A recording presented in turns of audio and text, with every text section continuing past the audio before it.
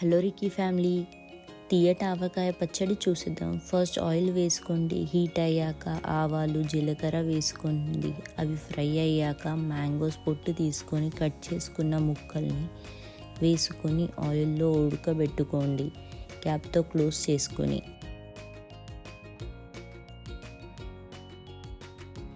Mango ముక్క ఉడికాక 1 kg మ్యాంగోకి 200 grams sugar వేసుకొని ఒక 5 minutes కుక్ చేసుకోండి.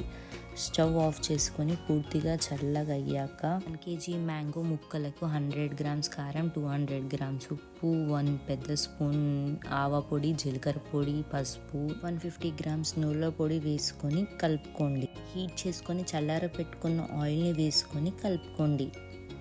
చపాతీతో, రైస్తో తినండి, చాలా టేస్టీగా ఉంటుంది. ఒకసారి ట్రై చేయండి.